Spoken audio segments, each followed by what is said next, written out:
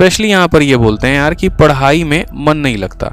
ठीक है, ये बड़ा खतरनाक सा टॉपिक है, 2 मिनट आप कर लूँगा लेकिन बात ज़रूर करूँगा इस पर कि मन नहीं लगता है। ठीक है, अब आज मैं आपको बात बताता हूँ, अपने जीवन से जुड़ी बात बताता हूँ, फिर उसके बाद आप लोग देखना कि क्या सच है क्या झूठ है। ये सिर्फ आपके साथ नहीं है, पढ़ाई में मन नहीं लगता वाली कहानी ये सबके साथ होती है। जब हम अपना मेंस का प्रिपरेशन कर रहे थे ना, तो उस टाइम पर हमारी कहानी ऐसी थी कि हमें थोड़ा कभी कभी मोबाइल चलाने में ज़्यादा आदत सी लग गई थी, और एक गंदी वाली आदत। फेसबुक के वीडियोस देखे जा रहे हैं, ख़त्म ही नहीं होता। इंस्टा के रील देखे जा रहे हैं, ख़त्म ही नहीं हो रहा भाई। टिकटॉक भी आ रखा था लगभग, ठीक है, ख़त्म ही नहीं हो रहा। एक रील देखे पसंद आ गया, दूसरा देख रहे हैं पसंद आ रहा है, तीसरा देख रहे हैं पसंद आ रहा है, और मज़ा आ रहा है बिल्कुल एकदम। ठीक है, बढ़िया डांस 1 मिनट के अंदर देखने को मिल रहा है। ठीक है, हिमाचल का सीन देखने को मिल रहा है। ठीक, और उसमें मैं ये देख रहा हूँ ना कि मैं वीडियो देख देख के मुस्कुरा रहा हूँ लाइब्रेरी में, और अगर बगल वाला बंदा जो है वो बेचारा पढ़े जा रहा है। मुझे तब महसूस नहीं हुआ। मुझे महसूस तब हुआ जब हम दोनों ने साथ में मॉक टेस्ट दिया और पता चला कि वो मुझसे 20 नंबर आगे है। ठीक, उस दिन मुझे थोड़ा सा महसूस हुआ। फिर उसके अगले दिन जब हमारी CHSL के आंसर की आई थी ना, तब मुझे थोड़ा सा और महसूस हुआ कि यार ये तो बड़ा गड़बड़ है। अगले के पास सिलेक्शन पे सिलेक्शंस आए जा रहे हैं और मैं थोड़ा पीछे होते चला जा रहा हूँ। तो थोड़ा सा मैंने अपने आप को कंट्रोल करने की कोशिश की। जैसे आप लोग कसमें वादे नहीं खाते हैं एकदम, आज से कसम है, उसकी कसम है, ये कसम है, वो कसम है, मोबाइल नहीं चलाएंगे, छोड़ देंगे, अलग कर देंगे। आप इनफैक्ट कोशिश भी करते हो बैग में डाल के रखने की। जो बच्चे स्पेशली लाइब्रेरी जाते हैं एकदम कोशिश करते हैं, बेपनाह कोशिश, मोबाइल बंद करेंगे, फ्लाइट मोड में करेंगे, रख देंगे बैग में। ठीक है, हमने भी वो कोशिश की, बट दूसरा वो कोशिश है ना बड़ा फेल सा हो गया एकदम। ठीक है, क्योंकि अगर फ़ोन आ गया तुरंत उठा लिया, कुछ आ गया तुरंत उठा लिया, और ऐसे सिचुएशंस होते हैं लाइफ में। मैं मना ही नहीं कर रहा, आएंगे आपके प्रॉब्लम्स लाइफ में। ठीक है, तो फिर उसी से टैकल कैसे करना होता है, ये मन कैसे लगाना होता है मेरे भाई, वो सिर्फ एक ही चीज़ से आती है। इस बात को ध्यान रखो कि आपका एक पॉइंट तो कि ये एम क्या है, पहले ये समझ लो कि एम क्या है, मतलब बनना क्या है, करना क्या है। जैसे हम मोबाइल ही चला रहे थे, ठीक है, मोबाइल चलाते चलाते रील्स ही देख रहे थे, और रील्स देखते देखते अचानक एक मेरे सामने वीडियो आई, डीएम की एंट्री कैसे होती है। ठीक है, फिर उसमें हमने जो आपके IAS हैं श्रुति हसन है, मैंने उनका वीडियो देखा, टीना डाबी का वीडियो देखा। फिर वो चीज़ें लगी कि यार करना है तो कुछ ऐसे करो ना फिर, कि जब तुम एंट्री भी लो तो एटलीस्ट तुम्हारा वो एक भौकाल हो अलग तरीके से। ठीक है, फिर वो एंट्री देखने के बाद फिर थोड़े थोड़े और मुझे इंटरेस्ट आने शुरू हुए कि अच्छा क्या पोस्ट होता है, कैसे पोस्ट होता है। ठीक है, फिर उसके बाद यहाँ पर थोड़ा सा हम जो है अपने लाइब्रेरी में हमने कहा चलो हम सीजल की तैयारी कर रहे हैं भाई, तो अपने सीजल की तैयारी में ही थोड़ा सा अपने पोस्ट के बारे में जान लेते हैं कि हाँ हमारे यहाँ कौन कौन सा पोस्ट होता है। फिर हमने अपने पोस्ट डिटेल देखने शुरू किए यूट्यूब पर कि सीजल के अंदर कौन कौन से पोस्ट होते हैं, फिर उनका थोड़ा सा रुतबा जानना शुरू किया। तो ये बात उस दिन समझ में आई, और इसी वजह से आज हम एक एक्साइज इंस्पेक्टर सेलेक्टेड हैं। तो कहानी तब समझ में आ गई थी। तो ये जो एम था ना, हमने तब मन में ठाना, बाद में उसको पता चला कि इस एम को पूरा करने के लिए मेहनत कितनी करनी होती है, उस हिसाब से मेहनत की। बहुत सारी चीज़ें ऐसी हैं जहाँ पर मन विचलित होता है, उनको कंट्रोल किया कि फ़ोन नहीं चलाना है, फेसबुक नहीं खोलना है, वीडियो नहीं देखनी है, कितनी भी अच्छी मूवी आई नहीं देखना है।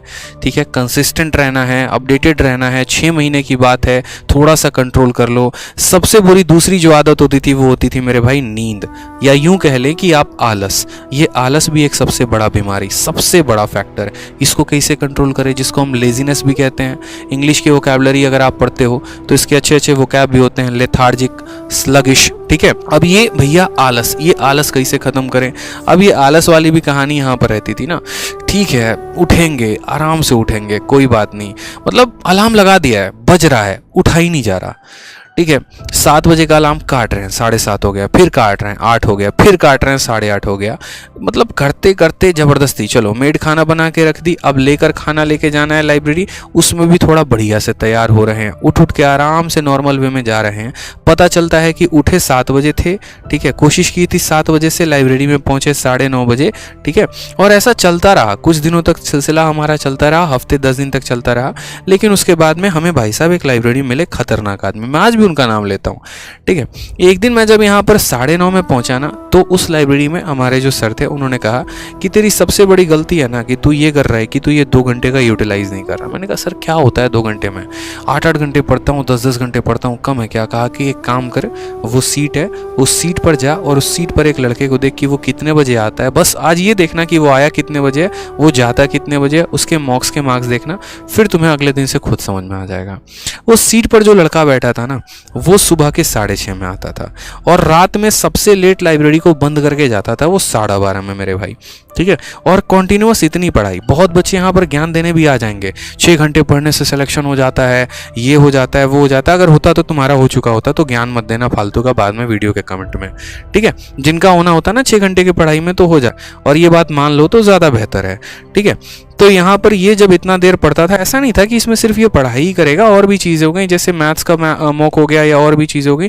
तो सबसे अच्छी आदत जो मुझे इसकी ये लगती थी ना, कि सुबह में जब ये लाइब्रेरी में आता था, इसको भी नींद लगती थी, औरों की तरह ये भी था, इसको भी ड्राउजीनेस होता था, लेकिन ये आते आते तुरंत अपना लैपटॉप खोलेगा और एक मेज़ का मॉक दे दिया मेरे भाई। प्री का बंदा तैयारी कर रहा है और 6:30 में आया है, और 8:30 तक मेज़ का एक मॉक खत्म, और अभी तक हम अपने घर पे सज रहे हैं, धज रहे हैं और लाइब्रेरी जाने की तैयारी कर रहे हैं, और इस बंदे का एक मेंस का मॉक खत्म, यानी 100 सवाल ही आगे हो चुका है। और ऐसे कहानी करते करते करते करते मेरे भाई ये डेली डेली डेली डेली सोचो मुझे कितने का ये लीड दे रहा है। तब जाकर कहानी समझ में आई कि एक एक मिनट बहुत इंपॉर्टेंट होता है। उस दिन मैंने कंपटीशन लगाना शुरू किया उस लड़के से कि भाई ये अगर 6:30 में आ रहा है ना, तो मैं तो पक्का आऊँगा ही आऊँगा। फिर जो 9:30 वाली टाइम थी, थोड़ा और कम, थोड़ा और कम, थोड़ा और कम, जब तक वो अपने सीट से नहीं उठता था, मैं अपने सीट से नहीं उठता था। भाई वो बैठा है ना, तुझे भी बैठना है, ठीक है।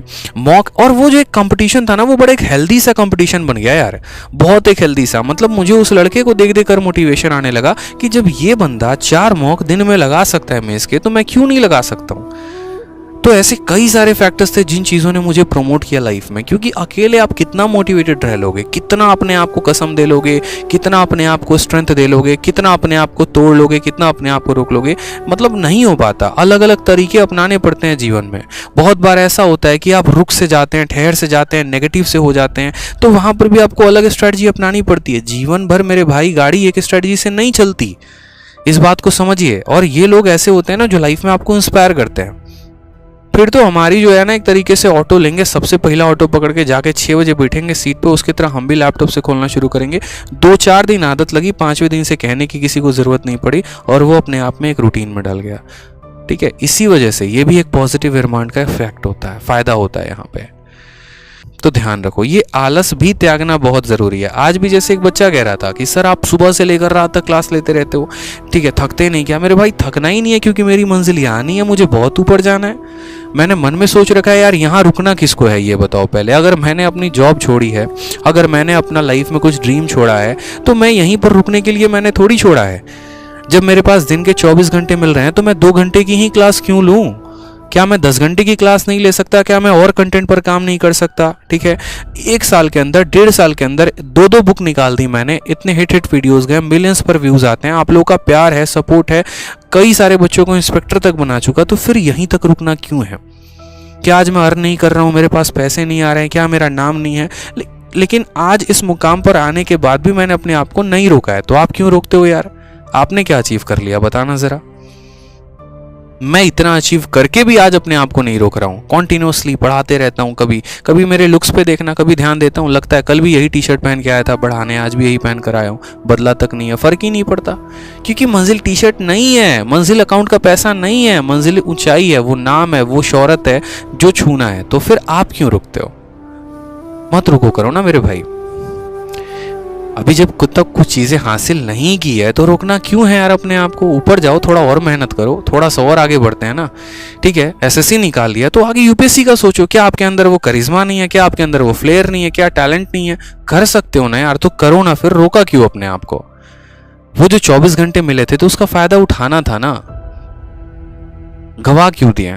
रोज सुबह से लेकर शाम तक अपना दिन कैलकुलेट करो कि कितने मिनट वेस्ट करते हो फालतू की चीज़ों में। वीडियो देखने कोई और गए थे, पहुंच कहीं और पर गए, कितना समय बर्बाद कर दिया। इनकी स्ट्रेटजी सुनेंगे, उनकी स्ट्रेटजी सुनेंगे, उनकी स्ट्रेटजी सुनेंगे, फॉलो कुछ भी नहीं करना है। ऐसे थोड़ी होता है यार।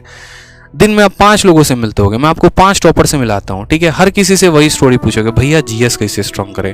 लेकिन मेरे भाई वो तो स्ट्रॉन्ग तब होगा ना जब तुम खुद पढ़ने उतरोगे। पढ़ ही नहीं रहे हो, सिर्फ लोगों से पूछे जा रहे हो कैसे होगा कैसे होगा। तो क्या हो जाएगा क्या?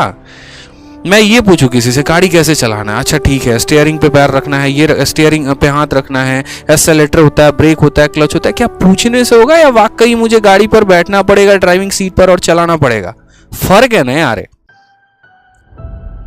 सीखो ना, अब नहीं समझोगे तो कब समझोगे। ये जो जितने भी छोटे एग्जाम्स होते हैं इनमें कंपटीशन ज़्यादा होता है, ठीक है, और इनमें इंसान टूटता भी बहुत जल्द है, ठीक है। तो आत्मचिंतन करो थोड़ा सा और मेहनत करो। ये मुझे बहुत दिन से था कि मैं आप लोगों से ये बात बोलूंगा कि भाई कुछ बच्चे जो हैं वो अलग ही ट्रैक पर जा रहे हैं और पढ़ाई में मन नहीं लगता, कुछ हासिल भी नहीं किया मन नहीं लगता, मतलब जबरदस्ती का ऐसे ही।